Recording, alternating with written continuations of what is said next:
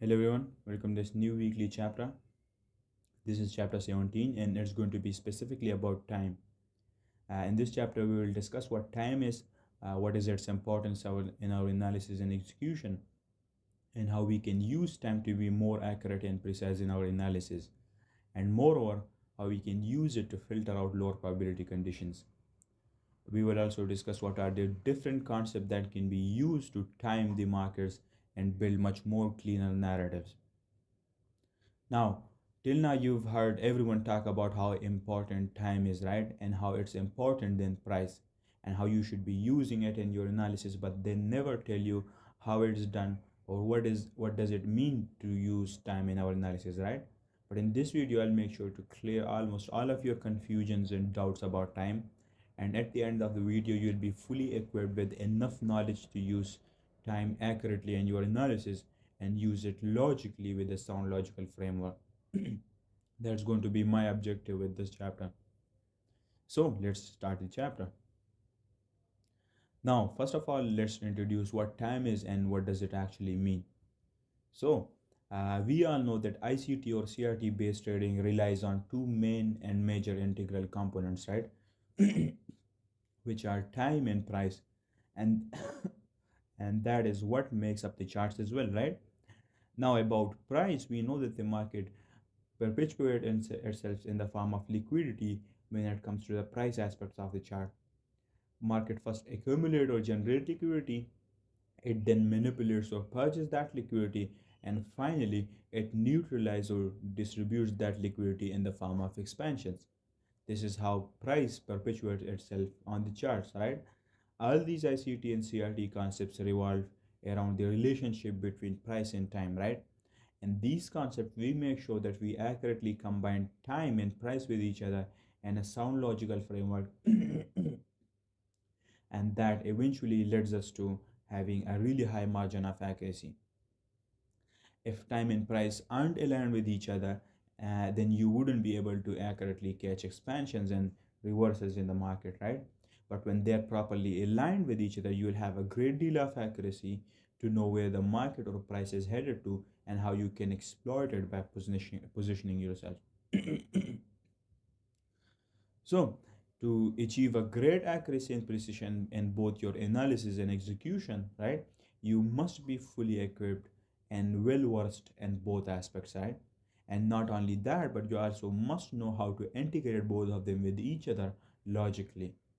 And CRT and ICT analysis, we often consider time is more important than price, and you'll see that why in a minute. Now, let's talk about time and price theory. You know that till now in CPI we talked about multiple and various concepts, right? Many of those concepts were related to the price aspect and many of them were related to the time aspect, right? In this part of the chapter, I'll show you which concepts are predominantly time related and which ones are predominantly price related, right? And then we'll discuss how to use each one of them respectively in their respective aspect. On the left you can see that we've got the price aspect of the charts, right? And below you can see all of the concepts that are predominantly based on price and that helps you analyze the price aspect of the charts, right? First one we've got is market profiles, right? We've already talked about it before multiple times in our trading breakdowns and we also made two separate chapters on it, right? And we know that the market moves in profiles and it always moves from one profile to another profile from time to time and moves price while using liquidity to position itself.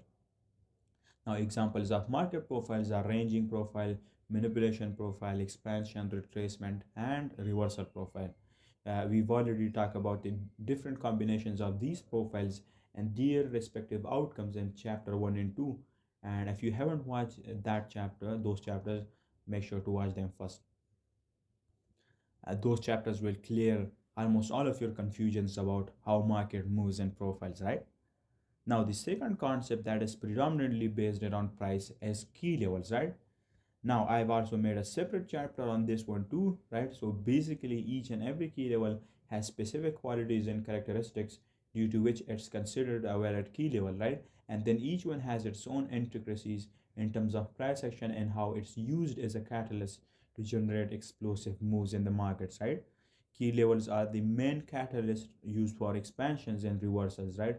And in chapter 2, we've discussed how to combine key levels with market profiles. And if you haven't watched that one, make sure to watch that chapter, and that one will clear all of your confusion about integration of key levels and market profiles.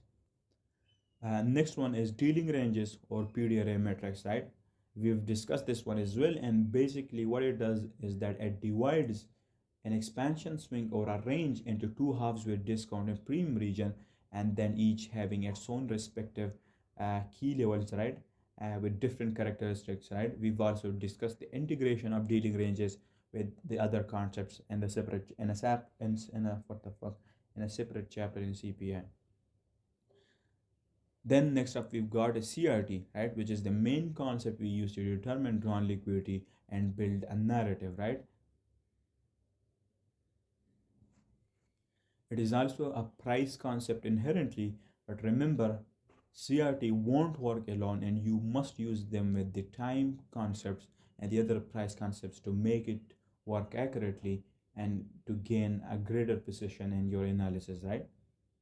Then we've got turtle soup, SMT divergences, power of three, and last but not least, market maker models, right? These are all the concepts that are price based, right? That are predominantly price based.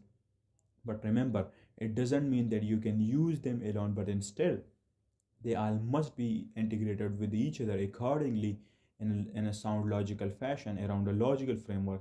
And moreover, they're all dependent on each other, right? So remember that. Next main important point is that time, right? Time is also an integral part of all these concepts, right? And in order for them to work accurately, you must use these time concepts and integrate with them, right? And only then you will be able to see the magic of time and price. And that is what ICT and CRT analysis are about, right? Time, price, CRT, and logic. Now let's discuss the time concepts and see what each one of them represents. So the first and the foremost main important concept when it comes to times is kill zones, right? Kill zones are specific and key times of the day, each having their own characteristic, right? With the help of kill zones, you will be able to profile the intraday. You will be able to profile the intraday daily range, and you'll be able to see and filter out high probability conditions and low probability conditions. And most importantly, you'll be able to time the markets accurately, right? We will discuss skill zone in detail in a minute, but first let's discuss the other ones briefly. Next one we've got is quarterly shifts, right? Now this is an important time topic, right? And it's almost completely based on time, right? I made a chapter on it last week, discussing every single intricacy of it. So if you haven't watched that one, make sure to watch that chapter too, and you'll understand how is it based on time and how you can use it to catch timely shifts, expansions, and profiles in the market at specific times of the year.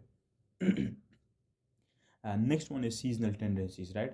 I'm sure you've already watched the chapter on seasonal tendencies and you'd understand how to combine it with other concepts like market profiles, key levels, SMT divergences to generate higher time frame trading ideas and analysis and build higher time frame narratives, right? Seasonal tendencies are also best when combined with quarterly shifts, and with both of them integrated accurately, you can really attain a good accuracy, right? Next up we've got is day of the week, right? Now the two concepts above quarterly shifts and seasonal tendency that we discuss, they basically helps us in identifying expansions in the yearly range or on a monthly basis, right? Meaning you could find high probability expanding months with those concepts together, right? And now with the day of the week, we're finding high probability days instead of months, right? And we'll discuss that in a minute how, right? And next up is the time of the day, which is basically kill zones and key macros or key times during the day, which could be matched with other concepts and can lead you to have a good margin of accuracy. Then we've got another time related concept, which is the open high low close concept or the open low high close concept. And you might have already seen the chapter on it in CPI, about how does it work and how you get integrated with the other concepts, right? So if you haven't seen it, then watch that chapter first, right? And then we've got time frame selection and time frame alignment, right? And which basically we learn how to align different time frames with each other in a logical manner, and how to choose the correct time frames to align them with these concepts properly and correctly. And then last but not least, we've got weekly profiles and intraday profiles, right? And with these advanced profiles, we can divide the weekly and the daily range into different halves in terms of time. And then each one of them has their own characteristics depending upon the type of key levels we've got, the position that we are in inside the dealing ranges, and so on. I've like made chapters on all of these concepts and topics in CPI, and you should make sure to watch all of them first and then move on to these next chapters, right? Because those chapters will teach you how to use each concept separately, and it will also briefly discuss how to integrate it with the other ones in a proper sound logical framework, right? And with these new chapters, I'll teach you about time, and then the rest of the chapters will be all about integration of these concepts, how to do higher time frame analysis, intermediate time frame analysis, lower time frame analysis, what are entry models, what are the different types of entry models, how you can integrate your entry model with your higher time frame analysis, how to determine drawn liquidity, both the short-term drawn liquidity, long-term drawn liquidity, how to build narrative on the higher time frames, how to build narrative on the lower time frames, how to properly journal, and how to execute with optimal performance, right?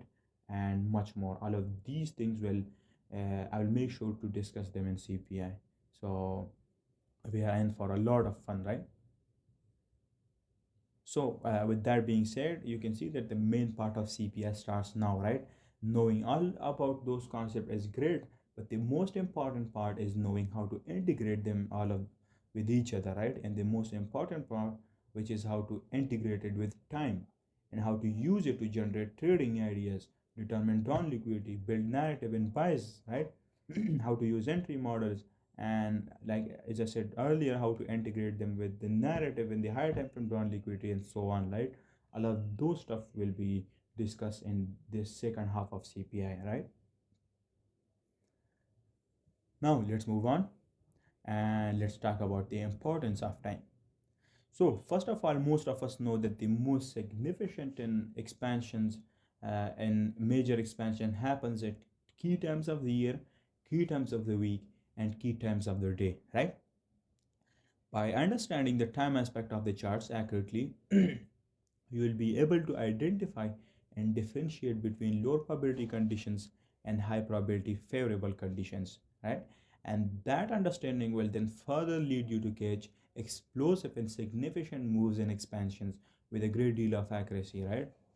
And with a good understanding of time, you'll be able to build sharper and cleaner narratives. The most important aspect and part of time is that it confirms, listen to this, it confirms the validity of all these price concepts like SMT divergences, key levels, weekly and intraday profiles, turtle soup, CRT, or its barges, right?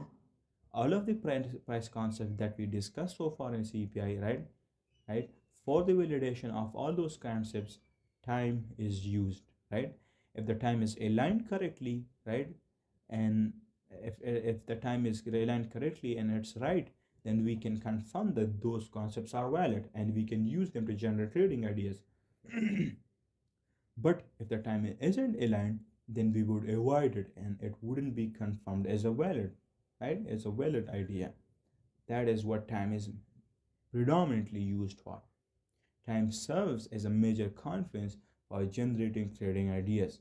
And last but not least, time acts as a powerful filter, right? It's one of the best filter which can help you set out low probability conditions and only participate and take part in high probability quality and favorable conditions. Now let's look at some graphics and see how does time confirms the validity of certain concepts. So moving on to the next slide. Right here in this graphic, first of all, we've got a key level, right? And then we've got the two different types of reactions that price had towards this key level. We will discuss why both reactions are different from each other and what led to the difference in the reaction to the respective key levels, right? First of all, let's discuss the reactions on the right.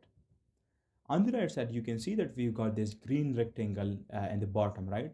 And this basically represent a key time depending upon its time frame, right? Let's say if we are looking at a 15-minute time frame right now, then that would mean that this green area represents either the London Open Kill Zone or New York Open Kill Zone or any other key time of the day. If we are looking at it on the 5 minute or the 1 minute time frame right now, then that green area would represent a key macro or a key time such as the 3 a.m. macro, the 8 a.m. key time, or such as 11 a.m. key time, right? If this price section is on the 4 hour time frame, then that area or that green rectangle will represent a key time of the week such as Tuesday or Wednesday, right? Now the point I'm trying to make is that depending upon the time frame that you are looking at it, right, each one of it is going to have their own respective key time, right? And you must be able to differentiate between them. And the second point is that these reactions I have shown are fractal, right? Meaning you will be able to find them on all time frames depending upon time frame alignment, right? So I wanted to make sure that you aren't limited in your thinking that it only happens on the 15 minute or the 4 hour or whatever, right? It happens on every single time frame. Let's say if you are looking at it on a monthly chart, then that green area would represent a seasonal bullish tendency, right? So it all depends upon the time frame that you are looking, right? And then based on the time frame, then you can decide whether you want to choose a seasonal tendency, where you want to choose a kill zone or whatever, right? Now let's get back to the topic, right? So let's say this green area represent a key time on its respective time frame, right? And what you can see right here is that price came down below to test this key level and turtle soup below this low inside a key time or at a key time. That's why you can see that right after testing the key level and having the turtle soup below this low, price expanded straight away, right? And if you had taken an entry there, it would have worked out perfectly for you because time and price both aligned with each other. And the purge in the turtle soup and the testing of the key level was confirmed by the fact that it happened at a key time and our drawn liquidity was higher. So everything aligned with each other. That's why price expanded higher. Price tested the key level at a key time. That's why it was a high probability, and price took off after took right after it, right? The same way the turtle soup also happened at a key time, right? And you can see all of these things aligned with each other perfectly and made price expand higher straight away. This is the first type of reaction to a key level which happens at a key time. Now let's look at the second type of reaction and let's see what we've got there. In the second type of reaction, we've got a gray area, right? And basically this gray area represents the opposite of a key time, right? Meaning a time where price usually just consolidates or forms a ranging profile, and isn't a high probability time for CRT formation, CRT purges, turtle soup, or for testing key levels, right? For example, an example of such time would be the Asian session or a CBDR time for Euro USD, right? We know that the Asian session isn't a key time for the major forex pairs like euro dollar, pound dollar, or USD CADs, and at those times of the day, price usually ranges. So, which means that isn't a key time, right? For example, let's say we are looking at it, we are looking at the 15-minute chart here. So this gray area represents the Asian session, right, which isn't a key time, right? And then the green area represents London Opal Kill Zone, which is a key time of the day, right? Now we know that for Euro USD, Asian session isn't a key time, right? And at that time, price usually consolidate and doesn't form anything significant, right? Right here, you can see that price came down below and tested the key level and had a turtle soup inside this gray area or this gray time. And because of that, you can see that price did not expand it right away, but instead it just ranged there and eventually came down below to purge the low it formed earlier and would have stopped you out. The reason it happened is because time wasn't right and the reaction did not occur at a key time, right? Everything else was the same as the previous one that we discussed, but the only difference was that the other one happened at a key time, that's why it expanded. But this one did not happen at a key time, which is why the concepts like turtle supers or the testing of a key or wasn't confirmed, right? Because of time. If it had If it had occurred at a key time, like it did in the graphic on the right, then it would have been a favorable reaction, right? After that, you can see after the Asian session ended, price came down below to took out the Asian session range low and tested the key level again and had a turtle soup. But this time, that turtle soup occurred at a key time, which is the London Opal Kingswood, and that's why you can see that price expanded straight away after that, right? Because time was aligned. Now, in both of these reactions, you can see that both have a similar journey towards the key level, and then both reactions also had similar testing of the key level and turtle soup, but both of them reacted differently, right? Now if you were not familiar with time, then you'd be confused as to why that happened, right? You'd be saying that both of them tested it the same way, but why did one of them reacted explosively and why did the other reacted in a different way, and what were the reasons behind it, right? That is one of the confusions that most of you have, like price reacting to key levels differently and you don't know the reason, and now you do, right? But now that you know time and you know about the time aspect of the charts, you can see that with the first reaction right here, right, price tested the key level and had a turtle swoop below the low at a key time, which confirmed the validity of those things. Testing a key level is one aspect and having a turtle swoop is another aspect, right? And you can see both of the reaction had both of those aspects and both of those things, but only one worked out perfectly, because in the reaction on the right, time was aligned correctly and these things happen at a key time, which which is what which means that time validated these two things, the testing of a kilo and having a turtle soup, right? Now from this example you can realize that turtle soup on its own isn't enough, right? But instead it has to occur at a key favorable time before you could trade it or before you could use it to generate trading ideas or to build narratives. Similarly, you can also see that testing a key level is good, but only if it happens at a key time, right? So remember these things. This is the main premise of this chapter, ensuring that you realize and understand that the concept work best when time is integrated and these reactions happen at a key time of the year, key time of the week, or key times of the day. So, hope you understood both the examples and the different types of reactions, right? In the graphic on the right, you would have what you would have done is that you would have waited for a key time such as the London Open Games one before forming any trading ideas or taking a trade, even though you tested a key level, right? That's the importance of a key level. That's the importance of time. Key levels and turtle soup all on their own are good, but they are best when combined with time, right? Now let's move on to the next example. Right here again, we'll discuss two types of reaction to key levels and two types of SMT divergences, right? Now, I hope you understand the framework already, but if you don't, let me explain it to you. The green area represent a key time, and again, it could be any key time depending upon the time frame that you are looking at. If it's a 15-minute time frame, then this would be a kill zone. If you're looking at a 4-hour time frame, then it would be a key time of the week or a key day of the week. If you're looking at it on the 1-minute time frame, then it would be either a silver bullet or a key macro like 3 a.m., 8 a.m., 9 a.m., 11 a.m., and so on, right? And the gray area represent the opposite of a key time, or basically a low probability time, right? Or an unfavorable time. Simply time which we would want to avoid. So in the second graphic right here on the right, you can see that we came down below and tested the key level at a key time, right? And then we also had an SMT divergence formed at a key time with its correlated asset, right? Now the correlated asset might have taken out this low it formed, but this one right here struggled to take out the low, which means we had an SMT divergence. And this particular divergence occurred or formed at a key time. That's why you can see price expanded straight away and expanded higher. On the other hand, you can see that price tested the key level and also formed an SMT divergence there with its correlated asset or pair or whatever. Uh, but both of these things happen at an unfavorable time or at a time which wasn't a key time, right? That's why you can see that they did not work out and went lower to stop you out.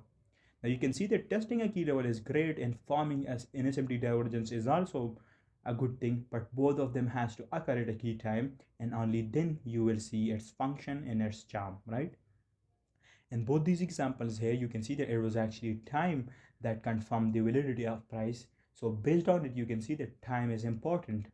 than price, right? I proved it to you right here. Everyone talks about it, but no one explained it in such a way like I did in this video, right? And it's not the end. Like, we still have yet to discover a lot in the later levels of CPI. And the rest of CPI will discuss things like this sort.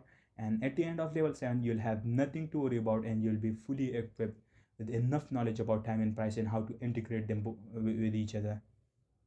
Here's another graphic that shows the importance of time. You can see that the CRT on the right, the CRT was purged at a key time, and after that price went out to take out the opposing range high, and it worked out, right? But in the graphic on the left, you can see that the CRT was not purged at a key time, right? That's why it only went and reached the 50%, but then it reversed and took out the low. It worked out in the sense that it reached the 50%, but still for it to work the best, it has to purge. It has to be purged and formed at a key time. And only then you'll be able to see how good it works when it's in the direction of the high time frame drawn liquidity, right? And you'll be able to catch the same executions in perfect traders like me. That's the power of time, right? Price concept in itself are really good and important, but time is what validates and confirms their validity, right? So remember that at all times.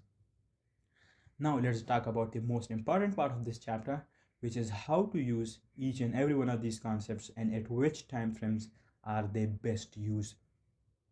So right here you can see that we've got these 3 bullet points, right? So starting from the first one, you can see time of the year, right?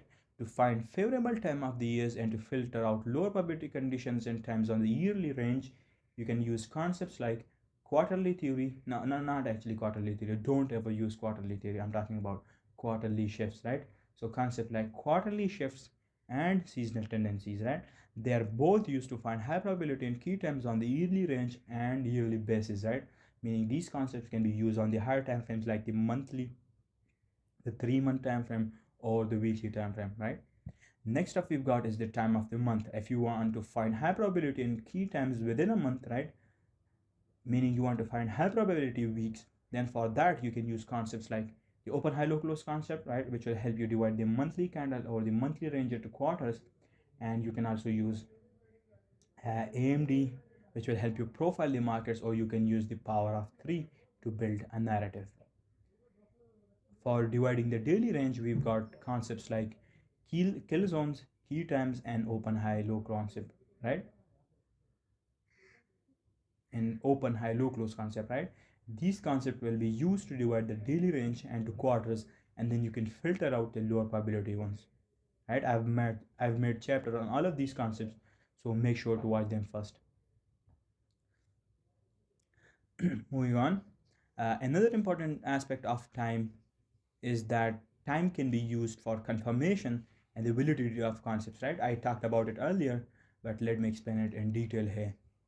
So just like I said, time is a great tool for confirming concepts, ideas, narratives, or models, right? We know about all of these concepts, right? And these concepts can be confirmed and validated by using the correct times and aligning it with the correct key time. For example, key levels are formed at a key time. So based on this, we know that there are multiple key levels, right? And now you might be confused as to which one to actually choose and which one to select. And for that, you can use time. You only select those key levels that are formed at key times, right? Use the time concepts depending upon the time frame or the range that you are looking at. For example, if you are looking at the yearly range or the monthly chart, then you can use quarterly shifts and seasonal tendencies as filters.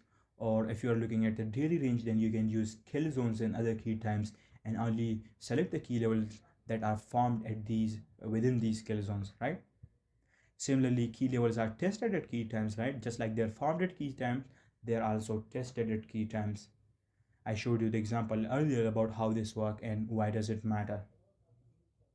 And just like key levels, CRT formation and both purges occur at key times as well, right? Now we know that CRT are formed on every time frame and all times, right? Now to choose the only correct ones, you have to use time to filter out the lower probability CRT, and you'll end up with the high quality ones only. Now the most important, which is that CSD or order block entries are formed at key times, right? Now we know that CSD or change in the state of delivery are uh, basically like when price engulfs the candle that purged the CRT or purged the range or had a third pursuit, right? That's what we call a CSD, when the candle gets engulfed, right? And an order block is formed there. That's what we call a change in the state of delivery, or CSD. And the entry that forms after it is called an order block entry, right? That that generates after an order block is formed, right? And the best CSD and the best order blocks entry are formed at key times, right? Which means that when looking for entries, you have to look for key times for that to happen. And if you reverse engineer my trades, you will see that most of my entries are taken at key times, and that is because I'm waiting for price to test a key level at a key time. I'm looking for the purge to happen at a key time. I'm looking for an SMT divergence as a confluence to form at a key time. And then last but not least, I'm waiting for the CSD to happen at a key time, right? And once all of those are perfectly aligned, that's where I take an entry. And you can see that's why I have such a high win rate, because I wait for only the higher probability trades and only take them when everything is perfectly aligned. Now from this, if you're a smart student, then you'd realize that this is exactly how you can use time to sit out lower probability condition and use it as a filter, and only take parts in perfect moves. That's why I have been 80% win rate and I have perfect entries all the time, right? I make sure to wait for the best time when everything's perfectly aligned, and I make sure to sit out the other low probability unfavorable market conditions in times. And last but not least, SMT divergences also happen and forms at key times. Right here in this graphic, you can see that we've got this high, and what happened is that price came above and took it out with this 5 a.m. candle. And with that, you can also see that we took this, it took out this high at a key time, which is the 5 a.m. time, right? It's a key time during the day.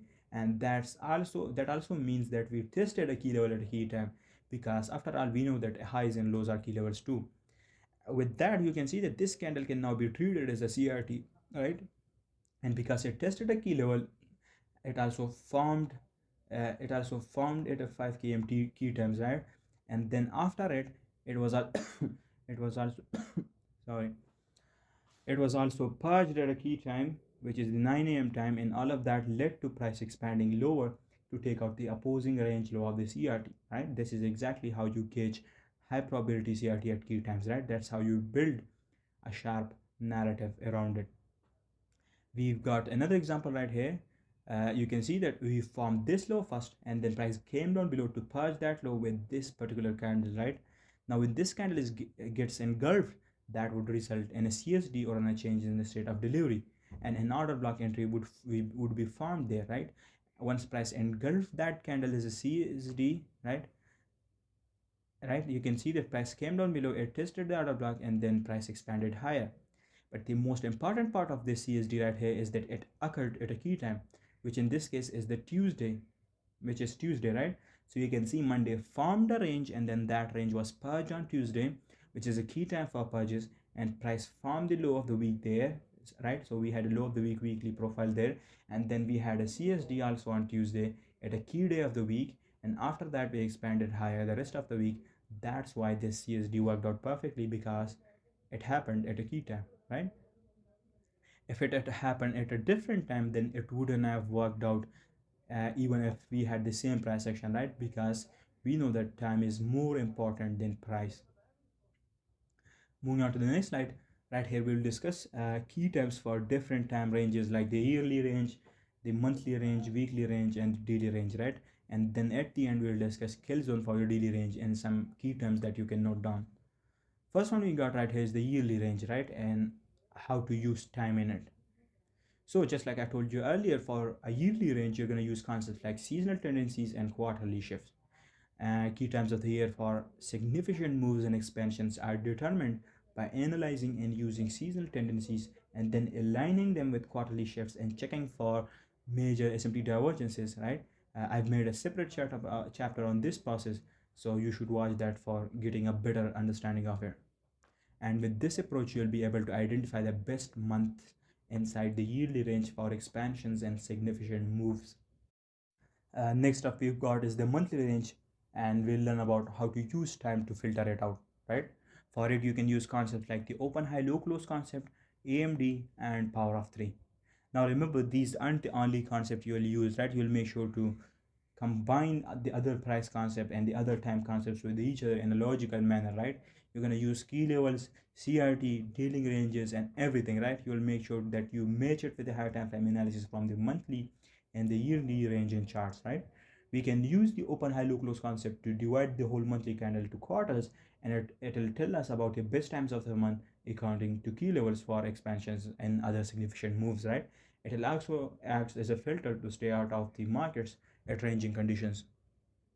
The basic premise and idea is that week 1 is usually consolidation or ranging profile, and then week 2 is a manipulation which purges liquidity, and week 3 is then a distribution where the best moves occur, and then week 4 can be either a continuation or a reversal based on key levels and based on whether the drawn liquidity has been reached or met or not, right? These aren't the only combination, but this is just a basic premise and idea on how to build a narrative, right? You should also be able to make various one of them accurately and generate trading ideas with it, right? Moving on, in this slide, we're going to discuss how to use time inside weekly ranges, right? We'll use concepts like open high low close concept, AMD, and weekly profiles, right? Weekly profile is the most important one for building narrative, right? It takes time into consideration and making or generating ideas. It basically follows the same principle as the monthly framework. You just need to integrate them appropriately with the higher time frame analysis, right, and use them logically with each other, right? And you'll then be able to find key times within the weekly range for significant market moves. Now, in this last slide, we'll discuss the kill zone for both forex and indices, and we'll discuss the characteristics of each kill zone, and along with that, we'll also discuss some key times, right? So for forex, the times of the kill zones are the following.